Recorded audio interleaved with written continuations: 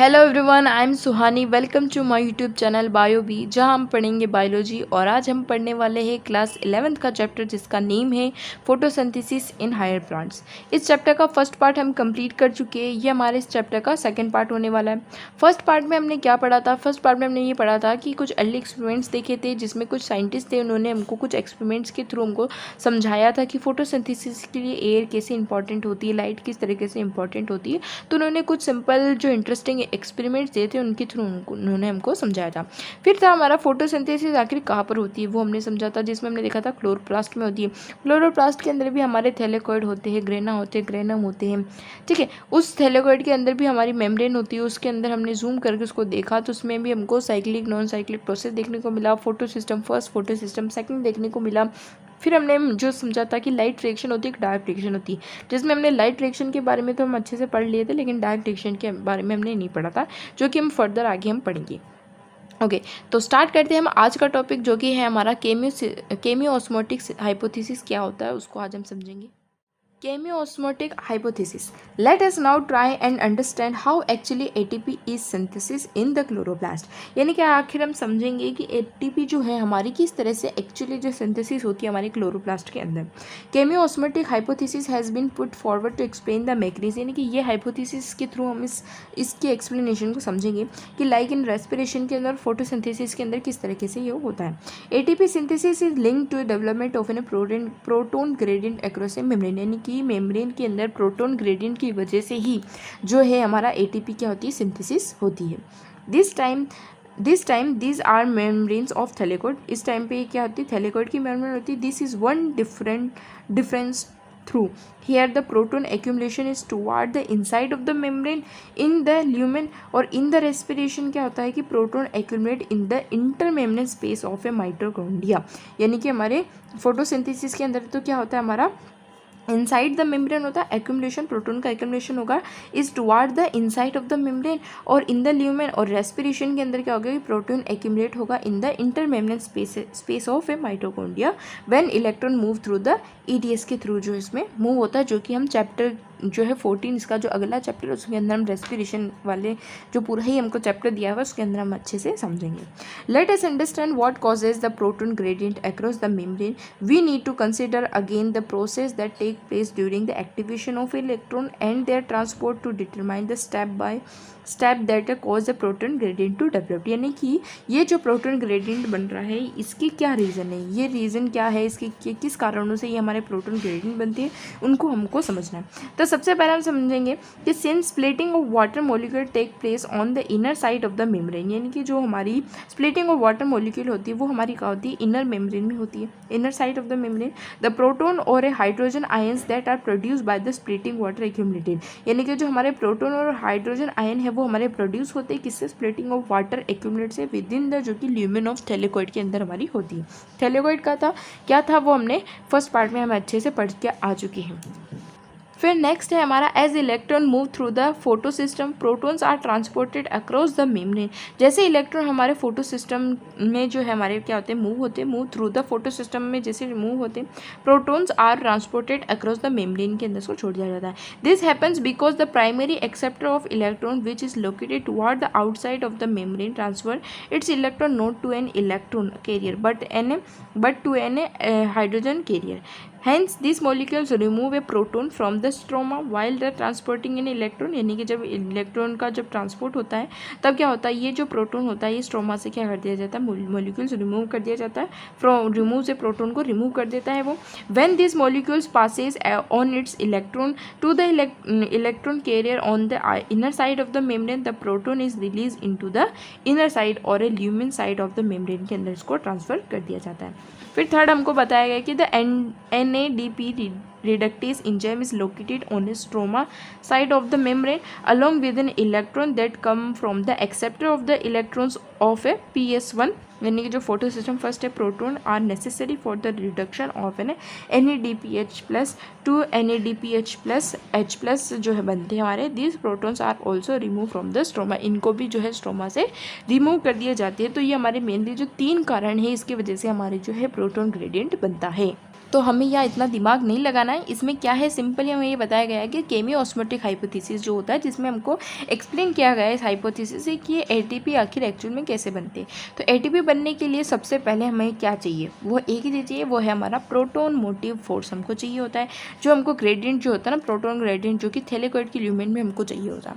और वो किस कारणों से होंगे, वो होंगे हमारे साइटोक्रोम B6F से, H2 का H+ से बनना, और NADPH का रिडक्टेज कॉम्प्लेक्स जो बनता है हमारा, जिसमें हमारा रिमूव कर दिया जाता है इलेक्ट्रॉन को फ्रॉम द स्ट्रोमा से, उसकी वजह से ये जो ग्रेडियंट हमारा डेवलप्ड होता है। और इसी डेवलपमेंट की वजह से हमारा क्या होता है, ATP बनते हैं। ठीक है, तो हमने स्टार्टिंग में, जैसा कि हमने फर्स्ट पार्ट के अंदर हमने पढ़ा था कि फोटोसिंथेसिस होती थी, जहाँ पर हमारा एनर्जी सिंथेसिस होता था और एनर्जी का कंज्यूम होता था।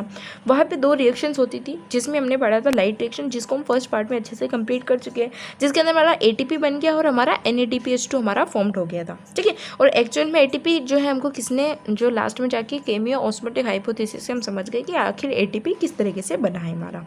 ठीक है, और इस लाइट रिएक्शन के अंदर हमने सब कुछ पढ़ा था, लाइट हार्वेस्टिंग कॉम्प्लेक्स क्या थे, इसकी लोकेशन क्या थी, इसका ऑर्गेनेल क्या था, इसमें कौन से पिगमेंट थे, इसमें कौन से प्रोसेस से हो रहा था, जिसमें हमने साइक्लिक नॉन साइक्लिक दोनों ही पढ़े थे। और इसका जो प्रोडक्ट हमको मिल रहा था वो भी हमने देख लिया था, जिसमें हमको ATP मिल रहा था, NADPH2 मिल रहा था, और थोड़ा हमको ऑक्सीजन भी हमको इसमें से मिल रहा था। यही अगर हमारी जो दूसरी रिएक्शन थी, जो कि डार्क रिएक्शन थी, जिसमें क्या होता था कि जो कि लाइट इंडिपेंडेंट थी, बट डिपेंड करती थी हमारे इस लाइट रिएक्शन के प्रोडक्ट के ऊपर डिपेंड करती थी, और उसका एंड प्रोडक्ट जो हमारा बनने वाला है वो है हमारा ग्लूकोज। ठीक है, इस डार्क रिएक्शन को हम केल्विन साइकिल भी हम कहते हैं। अब इस डार्क रिएक्शन की बात करें, जो कि इसको हम क्या कहते हैं, ब्लैकमैन रिएक्शन भी कहते हैं, या जिसको हम केल्विन साइकिल भी हम जिसको कहते हैं।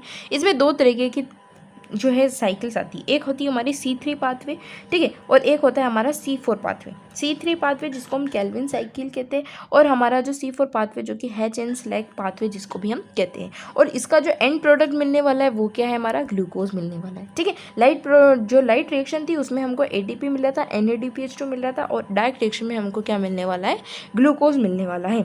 और यहाँ पर कुछ इंजाइम्स का यूज़ होगा, वो इंजाइम्स क्या है, हमारा रुबिस्को है। ठीक है, इस रुबिस्को की फुल फॉर्म क्या है, जो कि हमारे लिए बहुत ही ज़्यादा इंपॉर्टेंट है, वो है हमारी राइबुलेस बिसफॉस्फेट कार्बोक्सिलेज ऑक्सीजनेसिस, जो इसकी जो है हमारी क्या है, फुल फॉर्म है, जो कि हमारे लिए बहुत ही ज़्यादा इंपॉर्टेंट है। ठीक है, तो कैसा है ये RU जो है हमारा, जिसके अंदर क्या है, इसकी फुल फॉर्म तो है हमारी राइबुलेस, और हमारा BIS जो है हमारा, वो है हमारा बिस, और जो C है वो है हमारा क्या, कार्बोक्सिलेज, और O जो है वो हमारा क्या है, ऑक्सीजनेसिस। ठीक है, तो इसकी फुल फॉर्म हमसे बहुत बार पूछी जाती है। इसका काम क्या होता है, ये काम करती है हमारी कार्बोक्सिलेज एक्टिविटी का काम करती है, और ऑक्सीजनेस एक्टिविटी का हमारे काम करने का करती है। ओके, अब हमें एक एक करके सबसे पहले C3 पाथवे समझना है, फिर हमको C4 पाथवे समझना है। तो स्टार्ट करते हैं हम। हमारा सबसे पहला जो है हमारा C3 पाथवे, जो कि हमारा है क्या है, केल्विन साइकिल है। ये जो केल्विन साइकिल है, let us at the outside understand very clearly that the Calvin pathway occurs in all photosynthetic plant. ये हमारे लिए बहुत ही ज़्यादा इंपॉर्टेंट है कि ये सारे ही फोटोसिंथेटिक प्लांट्स है, उसके अंदर ही हमारे को देखने को मिलेगी। It does not matter whether they have a C3 और ए C4, कोई भी है पाथवे, लेकिन ये सारे ही फोटोसिंथेटिक प्लांट के अंदर हमको ये देखने को मिलता है।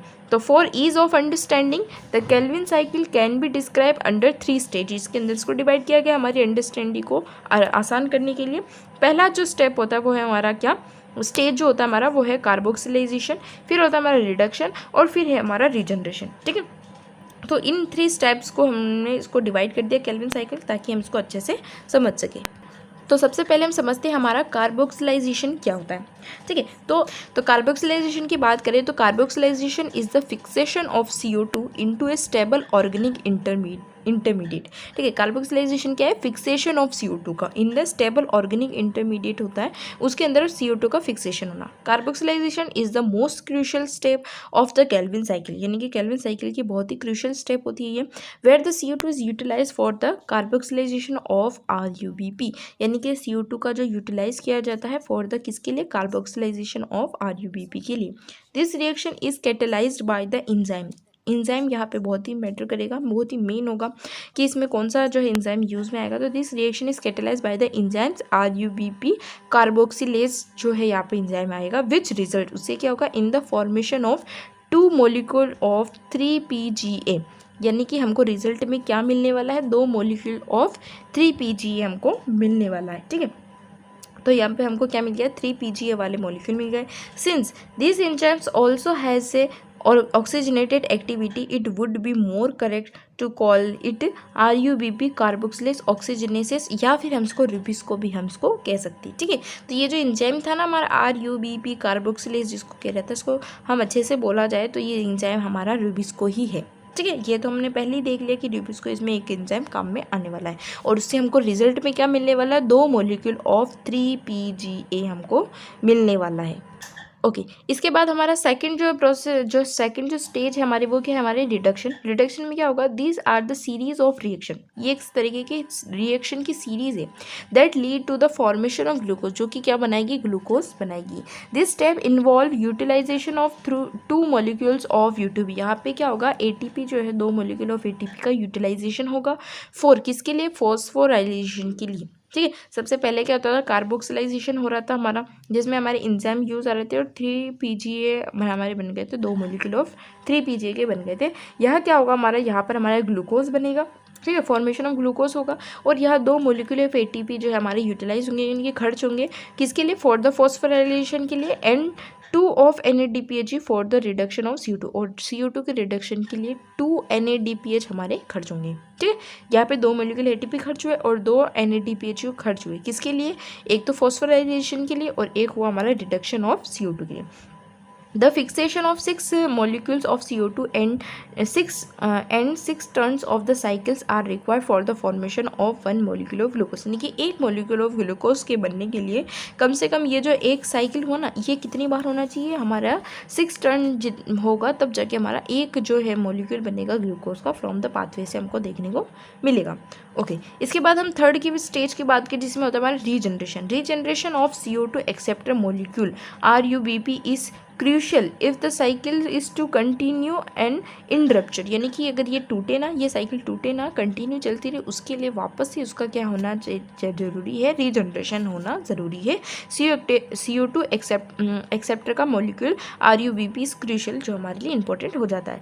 The regeneration step requires 1 ATP, और इस रीजनरेशन में हमको कितनी ATP चाहिए होगी, 1 ATP हमको चाहिए होगी for the phosphorylation from RUBP से फॉस्फोराइलेशन के लिए हमको यहाँ पर 1 ATP खर्च करनी पड़ेगी। ठीक है, तो ये 3 स्टेज समझ में आए। कार्बोक्सिलाइजेशन में क्या हो रहा था, हमको 2 मॉलिक्यूल ऑफ 3PGA मिल रहा था, वहाँ पर हमको एंजाइम का यूज़ करना पड़ रहा था। रिडक्शन के अंदर हमको क्या करना पड़ा, यहाँ पर हमको 2 मॉलिक्यूल ऑफ ATP खर्च करने पड़े और 2 मॉलिक्यूल के हमको NADPH खर्च करने पड़े, किसके लिए, फॉस्फोराइलेशन के लिए और रिडक्शन ऑफ CO2 के लिए। और थर्ड स्टेप में हमको क्या करना पड़ा, रीजनरेशन करना पड़ा, जिसमें हमको 1 ATP हमारा खर्च हुआ।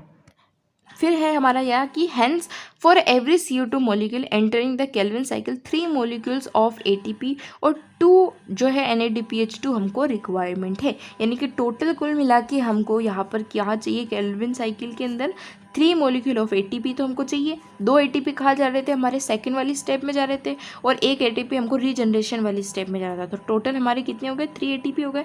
तो 3 ATP और 2 NADPH2 जो कि हमारे सेकंड वाले प्रोसेस में था, तो हमारे को टोटल 3 मॉलिक्यूल ऑफ ATP और 2 मॉलिक्यूल ऑफ हमको NADPH2 की रिक्वायरमेंट होती है।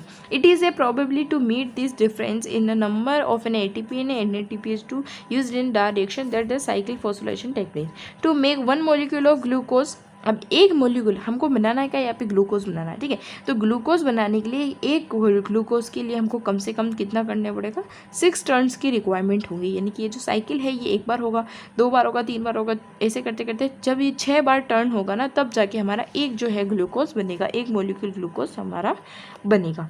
ठीक है, तो ये हमारी क्या है, C3 पाथवे, जिसको हम केल्विन साइकिल कहते हैं, जो कि साइंटिस्ट जो थे हमारे केल्विन बेसन और हमारे जो है बेसुम जो थे, उन्होंने ये था, जो कि इनको फाउंड मिला था कहाँ पे, क्लोरेला के अंदर इनको देखने को मिला था। अब ये केल्विन साइकिल होती कहाँ है, तो ये हमारी स्ट्रोमा के अंदर होती है। ठीक है, ये कहाँ पर होगी, हमारे स्ट्रोमा के अंदर होगी। स्ट्रोमा क्या है, क्लोरोप्लास्ट के हम देख के आ ही चुके। अब स्ट्रोमा के अंदर सबसे पहले क्या है, हमारा राइबोलेस 1,5 फॉस्फेट है, इससे हमारा सबसे पहले क्या होता है, कार्बोक्सिलाइजेशन होता है। कार्बोक्सिलाइजेशन वाले प्रोसेस में क्या होता है कि हमारे 3 कार्बन और 3 कार्बन, तीन कार्बन मिलके हमारे क्या बनाएंगे, हमारे यहाँ पर 3 फॉस्फोग्लाइकोसिडेज हमारा यहाँ पर देखने को मिलता है। ठीक है, इधर भी हमारा क्या बनेगा, 3 फॉस्फोग्लाइकोसिड बनेगा। अब यहाँ क्या होगा, यहाँ पर हमारा ATP खर्च होगा, NADPH2 खर्च होगा। ठीक है, और इधर से भी आ रहा है तो इसमें भी हमारा ATP खर्च होगा और इधर से भी हमारा NADPH2 खर्च होगा। तो यहाँ 2 ATP हो गए और 2 NADPH2 हो गए। वही हमारे रिडक्शन वाले में हम पढ़ के आ चुके हैं, रिडक्शन वाले में 2 ATP और 2 NADPH2 हमारे खर्च होते हो गए। और ये याद रखना है कि जो हमारा यहाँ पे जो कंपाउंड बनता है, ये सबसे पहला जो फर्स्ट स्टेबल कंपाउंड हमारा यहाँ पर ही बनता है। फिर रिडक्शन वाला प्रोसेस होगा, रिडक्शन वाले प्रोसेस से क्या बनेगा, हमारा ट्रायोस फॉस्फेट बनता है। क्या बनता है, ट्रायोस फॉस्फेट हमारा यहाँ पर बनता है। इसके बाद क्या होगा, हमारे पास यहाँ पर कितने आ जाएंगे, कितने कार्बन हो गए हमारे पास, 6 कार्बन हो गए। इस 6 कार्बन में यहाँ पर क्या होगा, इस 6 कार्बन में एक कार्बन जो है हमारा रिड्यूस होगा, जो कि CH की फॉर्म में बनेगा। ठीक है, CH की फॉर्म में बनेगा तो हमारे पास वापस से कितने कार्बन रह जाएंगे, 5 कार्बन रह जाएंगे। और 5 कार्बन रहने के बाद वापस से एक ATP हमारा क्या होगा, खर्च होगा, वही हमने पढ़ा था। तो यहाँ 2 हुए या 1 हुए तो टोटल 3 ATP हो गए और NADPH2 तो 2 ही है अभी तक। ठीक है, तो यहाँ पर एक ATP और खर्च होगा, तो ये 5C थे हमारे। तो यहाँ हमारी रीजनरेशन वाली प्रोसेस में आ जाएंगे और वापस से हमारा एक ATP जो है बाहर निकल के वापस हमारा क्या बन जाएगा, राइबोलोस जो है 1/5 बिस फॉस्फेट हमारा ये बन जाएगा। और इस तरीके से ये हमारी साइकिल होती ही रहेगी। हमारी एक साइकिल की अगर हम बात करेंगे तो हमारे इनपुट जो होगा हमारा, जैसे हम एक CO2 डालते हैं तो हमको रिड्यूस कार्बन मिलेगा, 3 ATP डालेंगे, 3 ADP और 3 फॉस्फेट मिलेंगे और 2 NADPH2 में हमको 2 NADPH हमको मिलेगा, आउटपुट ही हमको मिलेगा। ये अगर हम 6 साइकिल में हमको जो फाइनल आउटपुट जो हमको मिलने वाला वो क्या मिलने वाला है, C6H12O6। और ATP कितने हमको मिलेंगे, 18 ATP मिलेंगे और जो हमारा जो NADPH2 वो हमको 12 NADPH2 हमको देखने को मिलेंगे। तो हमारे लिए इस जो है केल्विन साइकिल में क्या, एक तो सबसे पहले कि हमारे क्या क्या बन रहे हैं वो हमारे इंपॉर्टेंट होते हैं। ये स्टेप हमारे लिए इंपॉर्टेंट होती है, कितने ATP का यूटिलाइज होता है ये हमारे लिए इंपॉर्टेंट है, ADP कितने बन रहे हैं वो भी हमारे लिए इंपॉर्टेंट है। और एक जो सबसे मेन इंपॉर्टेंट आ जाता है वो है कि हमको मिला क्या है फाइनल में हमको C6H12O6 मिला। ATP कितने आए हमारे पास, 18 ATP और हमारे NADPH2 कितने आए हमारे यहाँ पर हुए, 12 NADPH2 हमारे ये सब खर्च हुए। ठीक है, तो वो था हमारा C3 पाथवे। नेक्स्ट हम समझते हैं हमारा C4 पाथवे, जिसको हम cooperative hatch and slag pathway जिसको हम कहते हैं। इसमें क्या दिया हुआ है हमको कि plants that are adapted to dry tropical region have the C4 pathway. ठीक है, प्लांट जो है ड्राई ट्रॉपिकल रीजन में देखने को मिलेगा, वहाँ पर हमको C4 पाथवे देखने को मिलेगा। Through this plants have the C4 oxaloacetic acid as the first CO2 fixation product. They use the C3 pathway or the Calvin cycle as the main biosynthetic pathway. Then in what way are they different from C3 pathway, किस तरीके से C3 pathway से अलग होते हैं। This question that you may reasonably ask, हमसे पूछा जाएगा। तो C4 जो प्लांट्स हैं are special, they have a special type of leave anatomy, उनके अंदर हमको देखने को मिलती है। दे टॉलरेट हाई टेम्परेचर को भी वो टॉलरेट कर सकती है। They show a response to a high light intensity, जो है वो रेस्पॉन्स करती है। They lake a process called a photo respiration, उसमें हमको कम देखने को मिलता है और ये हमारे लिए बहुत ही ज़्यादा इंपॉर्टेंट है, इसके लिए हमको स्टार लगा देना, ये हमारे लिए इंपॉर्टेंट है। ठीक है, तो C4 पाथवे की क्या जो विशेषता है वो हमको पता चल गई। ओके, इसके बाद बात करते हैं हम कि the particularly large cells around the vascular bundle of the C4 plant are called bundle sheath cells, जिसको हम कहते हैं। ठीक है, पर्टिकुलरली लार्ज जो सेल्स होती है ना अराउंड द वस्कुलर बंडल में C4 प्लांट वालों के अंदर, उसको हम क्या कहते हैं, बंडल शीट सेल्स हम उसको कहते हैं। And the leaves which have such anatomy, उनमें जिस तरीके की एनाटोमी होती है उसको हम क्या कहते हैं, said to have an kranz anatomy, जिसको हम कहते हैं। ठीक है, क्रेंज का मीन्स होता है वृत्त, क्रेंज का मीन्स होता है वृत्त, and the end is reflection of an arrangement of cells, इसको हम कहते हैं। इसका मतलब ये होता है। ठीक है, तो द बंडल शीट सेल्स में हैव ए सर्वल लेयर्स, उनके अंदर क्या होती है, कुछ लेयर्स होती है। वृत्त का मतलब क्या है, हमारा कुछ लेयर्स उनमें देखने को मिलती है अराउंड द वस्कुलर बंडल, इसलिए इसको हम क्रेंज एनाटोमी उनको हम कहते हैं। They are characterize by having a large number of chloroplast, thick wall होती है, impervious to a gaseous exchange and no intercellular space हमको नहीं देखने को मिलता है। You may like to cut a section of a leaves of C4 pathway, maize, sorghum, to observe the Kranz anatomy and the distribution of a mesophyll cells को हम समझ सकते हैं। मेज और हमारा सोरगम वाले प्लांट को अगर हम कट करके देखेंगे तो now the study the pathway shown in the figure 13.9 में, जैसा हमको फिगर में दिया हुआ है। This pathway has been This pathway that has been named the Hatch and Slack pathway is again a cyclic process। ये भी एक तरीके का cyclic process है। केल्विन साइकिल भी cyclic process था। Let us study the pathway by listening the steps। इनके steps को हम समझ के इसको समझते हैं कि the primary CO2 acceptor is a carbon 3 carbon molecule जिसको हम कहते हैं phosphophenol pyruvate कहते हैं PEP and is present in the mesophyll cells के अंदर present होता है। The enzymes responsible for the fixation के लिए जो है हमारा रेस्पॉन्सिबल है वो है हमारा PEP कार्बोक्सिलेज। ठीक है, इंजाइम तो यहाँ काम आना ही आना है, तो यहाँ पर भी हमारा PEP कार्बोक्सिलेज इंजाइम काम में आ गया। It is important to register that the mesophyll cells lack rubisco enzyme इसमें नहीं होता है। रूबिस्को एंजाइम किस में हो रहा था, हमारा जो है केल्विन साइकिल में हो रहा था। The C4 acid OAA is formed in the mesophyll cell, यानी कि जो C4 एसिड जो है हमारा OAA जो कि फॉर्म्ड होगा हमारे किस में, मेसोफिल सेल्स में हमको देखने को मिलेगा। It then forms other four carbon compounds like a malic acid and the aspartic acid बनाएगा। 4 जो है अलग जो है कार्बन कंपाउंड बनाएगा जिसका नाम है मेलिक एसिड और एक हमारा aspartic acid. In the mesophyll cells में ही बनेंगे itself which are transported to the bundle sheath cells के अंदर उसको ट्रांसफर कर दिया जाएगा। In the bundle sheath cells these C4 acids are broke down to release CO2 and C3 carbon molecule यहाँ पे रिलीज होगा। यानी कि जैसे इसको बंडल शीट में इसको ट्रांसफर कर देंगे तो ये जो C4 एसिड जो था हमारा OAA जो कि क्या करेगा, ब्रोकन डाउन द रिलीज, जिससे टूट के हमारा क्या निकलेगा, CO2 निकलेगा और 3 कार्बन हमारे मोलिक्यूल के मिलेंगे। The 3 carbon molecules is transported back, और उसको वापस से ट्रांसपोर्ट कर दिया जाएगा टू द मेसोफिल में, where it is converted to PEP again, और वापस से वो हमारा PEP वापस से अगेन बन जाएगा। तो एक तरीके का वापस हमारा क्या बन गया, साइकिल हो गया ना, पूरा कंप्लीट साइकिल हमारा कंप्लीट हो गया। The CO2 release in the bundle sheets के अंदर जो है CO2 रिलीज होगा। सेल्स एंटर द C3 और द केल्विन पाथवे, वहाँ से हमारा जो है एंटर होता है किसके अंदर, हमारा C3 पाथवे है जिसको हम केल्विन पाथवे कहते हैं। A pathway common to all plants, जो कि पाथवे हमारे कॉमन है हर प्लांट्स के लिए। The bundle sheath cells are rich in the enzyme ribulose bis phosphate carboxylase oxygenase जो होता है उसके अंदर ये बहुत ही अच्छा होता है रूबिस्को जिसको हम कहते हैं, बट लेक PEPCS हमारे उसमें कम होता है। Thus the basic pathway that result in the formation of sugars, और यही हमारा बेसिक पाथवे था जिससे हमका शुगर मिलेगा, जिसको हम क्या कहते हैं, ग्लूकोज कहते हैं। The Calvin pathway is common to the C3 and the C4, यानी कि केल्विन पाथवे जो कि हमारे कॉमन होता है C3 एंड C4 प्लांट के लिए हमारे लिए कॉमन होता है। ओके अब एक चीज़ हमें याद रखनी है कि in the C4 plants it does not take place in the mesophyll cells but does so only in the bundle sheath cells के अंदर हमको देखने को मिलेगा। तो इसको हम यहाँ से समझते हैं कि हमारा C4 पाथवे में सबसे पहले क्या है, हमारा फॉस्फोफिनोल पाइवरेट होता है 3 कार्बन वाला, उससे हमारा OAA वाला हमारा क्या बन गया, एंजाइम बन गया।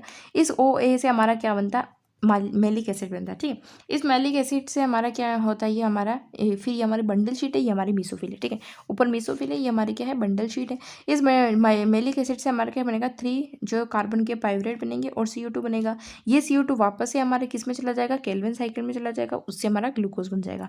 और ये जो 3 कार्बन पाइवरेट थे ये वापस से हमारा किस में जाएगा, हमारा वापस से हमारा क्या बना लेगा, फॉस्फोफिनोल पाइवरेट बनाएगा। तो इस तरीके से ये वापस से एक तरीके का साइकिल बन जाता है। ठीक है, इसलिए ये भी हमारा एक साइक्लिक प्रोसेस होता है। और ये जो CO2 था ये हमारा वापस से केल्विन साइकिल में चल जाएगा, जो कि हमारा कहाँ हो रहा है, बंडल शीट में हो रहा है, और ये कहाँ हो रहा है, हमारा मेसोफिल में हो रहा है। ठीक है, इस मेसोफिल के अंदर रूबिस्को नहीं होता है, इसके अंदर फोटो सिस्टम सेकंड भी नहीं होता है, इसमें फोटो सिस्टम फर्स्ट जरूर होता है। ठीक है, और जो हमारा बंडल शीट है इसमें रूबिस्को भी होता है, फोटो सिस्टम सेकंड भी होता है, फोटो सिस्टम फर्स्ट भी हमको देखने को मिलता है।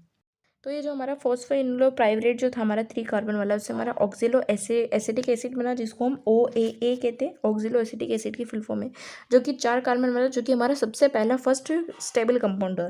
ऐसा हमारा C3 पाथवे के अंदर भी हमने देखा था, हमारा स्टेबल कंपाउंड बन रहा था। फिर इससे हमारा मेलिक एसिड बनता है। ठीक है, इस मैलिक एसिड से हमारा क्या होगा, इस मैलिक एसिड से हमारा क्या बन रहा था, 3 कार्बन पाइरूवेट, जो कि वापस जाके हमारा वापस साइकिल कंप्लीट कर रहा था, और ये CO2 जो था हमारा ये C3 में जा रहा था। ठीक है, और इसमें हमको मेन क्या देखना है कि एक साइकिल में हमारे कितने ATP रहेंगे, 5 ATP, और 6 साइकिल जब पूरा होगा, ठीक है, एक साइकिल में तो हमारा बनता ही नहीं, 6 साइकिल पूरा करेगा तब एक ग्लूकोज बनेगा, तो 6 साइकिल करेगा तो हमको कितने ATP चाहिए होंगे, इसमें 30 ATP की रिक्वायरमेंट होगी। तो इसी के साथ हमारी जो लाइट रिएक्शन और डार्क रिएक्शन वो हमारी कंप्लीट हो गई। ओके, तो अभी तक हम क्या क्या पढ़ चुके हैं। सबसे पहले हमने देखा था कि अर्ली एक्सपेरिमेंट्स हमने देखे थे, फिर हमने देखा था कि what does the photosynthesis take place, कहाँ पर हमारी फोटोसिंथेसिस होती है, हाउ मेनी पिगमेंट्स इन्वॉल्व होती है इस फोटोसिंथेसिस में, वो भी हमने देख लिया। फिर लाइट रिएक्शन क्या होती है वो भी हमने समझ लिया। फिर हमने इलेक्ट्रॉन ट्रांसपोर्ट भी हमने समझ लिया। इसके बाद हमने C3 पाथवे, C4 पाथवे हमने समझ लिया था। फिर हमारा एक रह गया था कि वो where are the ATP and NADPs जो हमारे कहाँ यूज़ होते हैं वो हमको थोड़ा समझना है। और फिर हमारे पास जो मेन 2 टॉपिक रह गए वो है हमारा फोटो रेस्पिरेशन क्या होता है और हमारा फैक्टर्स अफेक्टिंग फोटोसिंथेसिस को कौन कौन से फैक्टर अफेक्ट करते हैं। ठीक है, तो सबसे पहले हम देख लेते हैं कि ATP और NADPs जो हमारे बने थे ना इस लाइट रिएक्शन से, ये हमारे आखिर कहाँ यूज़ आते हैं। ATP NADPs कैसे बना था वो तो हमने देख लिया, लेकिन इनका यूज़ कहाँ आता है वो हम देख लेते एक बार। तो जैसे कि NCERT की लाइन में हमको दिया हुआ है कि this process does not directly depend on the presence of a light but is dependent on the product of the light reaction। जो लाइट रिएक्शन के प्रोडक्ट थे ATP NADPH2 besides CO2 NH2। ठीक है, तो इनका यूज़ क्या होता है, इन बायोसिंथेटिक फेज के अंदर इसका यूज़ होता है। ठीक है, इस बायोसिंथेटिक फेज में क्या है कि हमारा chloroplast while ATP and ADP use to derive the process leading the synthesis of food more accurately sugar, this is called biosynthetic phase के अंदर, यानी कि जो हमारा फूड बनाने का वाला जो सिस्टम है उनके अंदर हमारा इस ATP and NADP का हमारा जो है यहाँ पर यूज़ होता है। अब आ जाते हैं हमारा मेन जो टॉपिक है वो है हमारा फोटो रेस्पिरेशन क्या है। Okay, let us try and understand one more process that creates an important difference between the C3 and C4 pathway plant। वो है हमारा फोटो रेस्पिरेशन, जो कि इन दोनों के अंदर एक डिफरेंस भी क्रिएट करती है। To understand photorespiration we have to know a little bit more about the first step of the Calvin pathway का जो फर्स्ट स्टेप था। द फर्स्ट CO2 जो फिक्सेशन स्टेप थी हमारी, this is the reaction where the RuBisCO combines with the CO2 के साथ combine हो रहा था, हमने देखा था, जिसमें हमारे 2 मॉलिक्यूल ऑफ 3 PGA बन रहे थे। ये हमने किसमें देखा था, हमारा केल्विन साइकिल का फर्स्ट स्टेप जो था, that is catalyse by the, जो कि रूबिस्को के द्वारा जो है हमारा कैटेलाइज हो रहा था। अब इस रूबिस्को की बात करें, that is most abundant enzyme in the world, सबसे जो है ज़्यादा पाया जाने वाला जो एंजाइम है पूरी दुनिया में वो ये रूबिस्को ही है। Is characterize by the fact that it is a active site can bind to both CO2 and O2 hence the name. ठीक है, RuBisCO has a much greater affinity होती है CO2 के साथ में। ठीक है, उसकी एफिनिटी किसके साथ ज़्यादा है, हमारी CO2 के साथ में है। व्हेन द CO2 और O2 इज नियरली इक्वल, दोनों अगर एक ही रेशो में होते हैं ना CO2 और O2 में, तो इमेजिन व्हाट वुड हैपन, क्या होगा उस वक्त, यहाँ पर होगा उस वक्त क्या होगा जब, क्योंकि दोनों से ही हमारा क्या होता है, ये इसके पास दोनों की एक्टिव साइट प्रेजेंट है, तब क्या होगा हमारा। तो imagine what happen if this were not so, this binding is competitive, ये बाइंडिंग क्या हो जाएगा, कॉम्पिटिटिव हो जाएगा। It is a relative concentration of a CO2 and O2 that determine which of the two will bind to enzyme, यानी कि दोनों में से कौन जो है इन पे जो है क्या होगा, जुड़ेगा, बाइंड होगा, वो हमारा इस इनके कंसनट्रेशन पे, इनके रिलेटिव कंसनट्रेशन पे डिपेंड हो जाता है। In the C3 plant, some O2 does bind to Rubisco and hence the CO2 fixation जो है हमारी क्या हो जाएगी, डिक्रीज हो जाएगी। Hence the RUBP instead of being converted to molecule। ठीक है, तो RUBP क्या करेगा, being convert करेगा हमारे किसको, 2 molecule of PGA को bind with the O2 to form 1 molecule of, एक molecule बनाएगा किसका, फोस्फोग्लिसरेट का, एंड द ग्लाइकोलेट का बनाएगा, जो कि 2 कार्बन होंगे इन द पाथवे, और इसी को हम क्या कहते हैं, फोटो रेस्पिरेशन कहते हैं। In the photo respiratory pathway there is neither synthesis of sugar और नॉर द ATP, ना ही यहाँ पर कोई शुगर बनता है, ना ही यहाँ पे कोई ATP बनता है, rather it results in the release of CO2 with the utilization of ATP। In the photorespiratory pathway there is no synthesis of ATP and NADPH।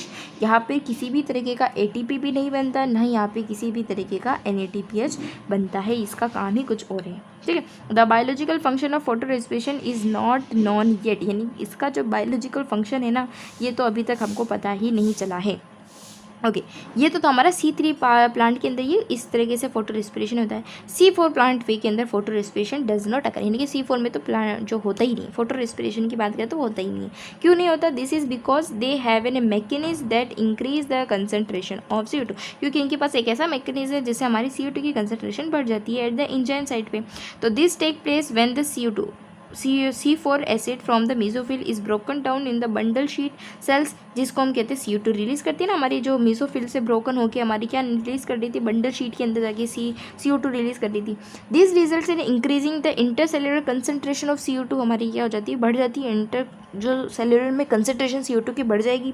तो in turn this ensure that the RuBisCO functions as a carboxylase minimise the oxidase activity को कम कर देती है। तो now that you know that the C4 plants जो है हमारे लैक ऑफ फोटो रेस्पिरेशन में नहीं होता है, और C3 प्लांट के अंदर हमारा क्या होता है, फोटो रेस्पिरेशन होता है। ओके अब आ जाते हैं हमारे सबसे जो लास्ट टॉपिक है हमारे इस चैप्टर का, वो है हमारा फैक्टर अफेक्टिंग फोटोसिंथेसिस, यानी कि कौन कौन से फैक्टर जो है इस फोटोसिंथेसिस को अफेक्ट करती है। तो प्लांट फैक्टर्स इंक्लूड जैसे कि the number, size, age, orientation of leaves, mesophyll cells and the chloroplast, internal CO2 concentration, amount of chlorophyll, ये सारी चीज़ें हैं जो हमारे फोटोसिंथेसिस को अफेक्ट करती है। द प्लांट और the internal factors depend on the genetic predisposition and the growth of the plant.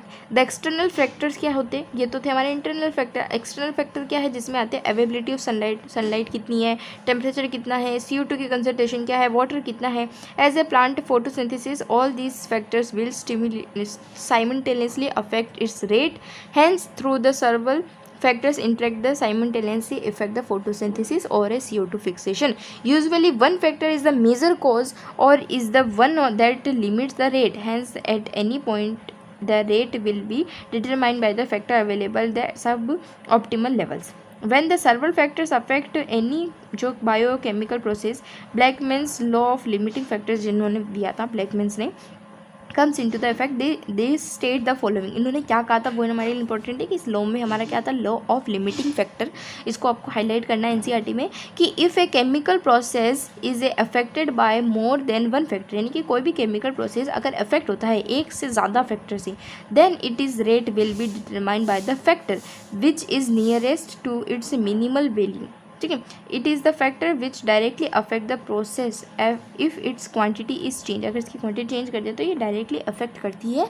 इस तरीके का एक स्टेटमेंट हमको ध्यान में रखना है अगर हमसे पूछ लिया जाए कि लॉ ऑफ लिमिटिंग फैक्टर क्या होता है।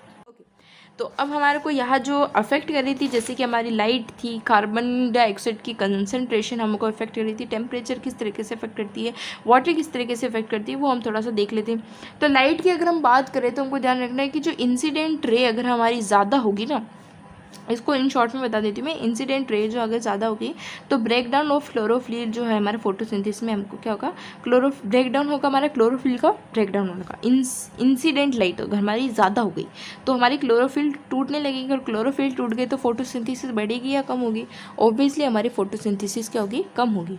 हम अगर कार्बन डाइऑक्साइड कंसंट्रेशन की बात करें तो carbon dioxide the major limiting factor for the photosynthesis की। तो यहाँ क्या होता है कि हमारा जो CO2 की जो कंसंट्रेशन होती है ना हमारी एटमॉस्फेयर में बहुत ही कम होती है। कितनी होती है, 0.03 होती है, या 0.03 से लेकर 0.04% होती है। अगर इस कंसंट्रेशन को बढ़ा दिया जाए, कितना 0.5 कर दिया जाए ना, परसेंट कर दिया जाए, तो इससे क्या होगा, हमारा CO2 जो है हमारी फिक्सेशन की रेट बढ़ जाएगी। लेकिन इससे क्या होगा कि this levels can become a damaging over the long, यानी कि लंबे टाइम के लिए हमारे को डैमेज कर सकती है। ओके अब C3 और C4 प्लांट की अगर हम बात करें तो differently to a CO2 concentration at a low light condition, neither group जो है हमारे respond to the high CO2 concentration at a high level intensity. Both C3 and C4 plant show increase in the rate of photosynthesis, यानी कि जब हमारी high light intensity होगी ना, C3 और C4 प्लांट दोनों के अंदर फोटोसिंथेसिस हमारी ज़्यादा होगी। ठीक है, फिर हमारे है what is important to note, यहाँ इंपॉर्टेंट क्या नोट करने के लिए, वो है हमारा C4 प्लांट जो होती है शो सेचुरेशन एट अबाउट, ये कितना है ये हमको ध्यान में रखना, कितने पे सेचुरेशन हमारा होती है, 360 पे होती है। C3 की जो होती है इंक्रीज होती है CO2 concentration, saturation is seen by beyond the 450 पर हमको देखने को मिलती है। This current availability of CO2 levels is limiting the C3 plant पे, जिसको हम बताते हैं। ठीक है, तो हमको याद रखना है, तो हाई लाइट इंटेंसिटी पे C3 C4 दोनों में फोटोसिंथेसिस बढ़ेगी, और इसकी जो हमारी सेचुरेशन वाली जो स्टेज है वो हमारी क्या C4 के लिए 360 है और C3 के लिए हमारे क्या है 450 होती है। ओके, इसके बाद हमें एक ध्यान रखना है कि the fact that the C3 plant respond to higher CO2 concentration by showing increase rates of photosynthesis leading to a higher productivity has been used for the some green house crops such as tomatoes और हमारे bell pepper जो होते हैं they are allowed to grow in carbon dioxide enrich atmosphere that leads a high yielding. यानी कि अगर हमारे जो इनके CO2 की कंसंट्रेशन ज़्यादा होगी ना तो उस जगह पे हमारे जो टोमेटो और बेल पेपर जो है ना वो अच्छे से ग्रो करती है। ठीक है, उनकी कार्बन डाइऑक्साइड के अगर एटमोसफियर ज़्यादा हुआ तो इनकी जो यील्डिंग होगी वो ज़्यादा हमको देखने को मिलेगी। तो इस तरीके से हमको टोमेटो बेल पेपर का एग्जांपल हमको ध्यान में रखना है। टेम्परेचर की बात करें तो हमारे जो ट्रॉपिकल प्लांट्स होते हैं वह higher temperature optimum than the plants adapted to temperate climate के अंदर हमारे होते हैं। The direct reaction being enzymatic are temperature control through the light reaction are also temperature sensitive, they are affected to a much lesser extent. The C4 plants respond to the higher temperature, यानी कि जो C4 plant है उनके लिए हमको क्या चाहिए, higher temperature चाहिए जिससे हमारी फोटोसिंथेसिस ज़्यादा होगी एंड द शो है हाई रेट ऑफ फोटोसिंथेसिस करेगी। बल्कि जो हमारा C3 प्लांट होती है ना उनको हमारे को लो टेम्परेचर चाहिए होता है। ठीक है, तो टेम्परेचर के लिए हमको समझ में आ गया, टेम्परेचर के लिए C4 के अंदर टेम्परेचर ज़्यादा चाहिए होता है, C3 के लिए टेम्परेचर कम चाहिए होता है, तब हमारी फोटोसिंथेसिस अच्छी होगी। अगर हम कार्बन डाइऑक्साइड की बात करें तो कार्बन डाइऑक्साइड के अंदर हमको क्या चाहिए, सबसे पहले तो हाई लाइट इंटेंसिटी में दोनों में ही अच्छे से होगी और इनकी कुछ सैचुरेटेड वाली जो कंडीशन है वो C4 के लिए C3 के लिए अलग अलग है। यही अगर हमने लाइट की बात करें तो अगर हमारी इंसिडेंट जो लाइट जो हमारी अगर ज़्यादा हुई तो क्लोरोफिल ब्रेक डाउन हो जाएंगे और उससे हमारा फोटोसिंथेसिस क्या हो जाएगा, कम हो जाएगा।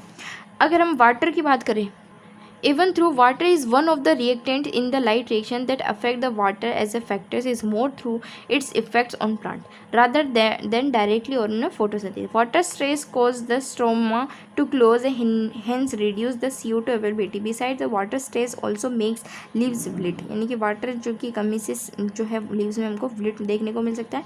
thus reducing the surface area of the leaves and their metabolic activity भी हमारी क्या हो जाएगी, कम हो जाएगी। तो इस तरीके से जो है वाटर भी हमारी फोटोसिंथेसिस को क्या करती है, अफेक्ट करती है। ठीक है, तो लाइट में समझ में आ गया, कार्बन डाइऑक्साइड में समझ में आ गया, टेम्परेचर में भी समझ में आ गया, हमारा वाटर में भी समझ में आ गया।